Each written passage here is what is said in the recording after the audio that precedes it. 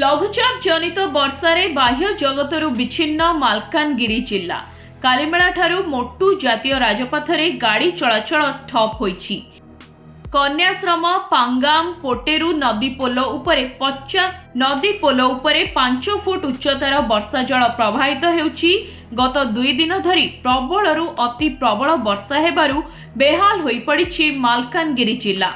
Malkangiri जिल्लार पोटेरू MV 90 MV 96 कांगुरुकोंडा कन्याश्रम पांगाम तार्लकोटा प्रभृति अंचलर नदी मानकरे जलस्रोत वृद्धि पाई उक्त नदी पोल उपरे प्राय 5 फुटर उच्चर वर्षा जल प्रवाहित हेउछि।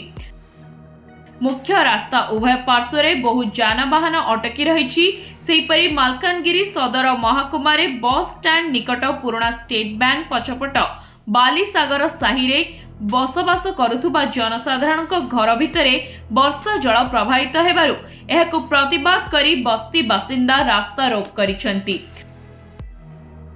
मालकानगिरी जिला खैरपुट ब्लॉक रो मुदुलीपड़ा थाना अंतर्गत बंडा घाटी उपरे पहाड़रू माटी खसिबा फଳରେ रास्ता अवरोध होई बंडा घाटी खैरपुट को गाड़ी चलाचल संपूर्ण बंद हो जाइछि।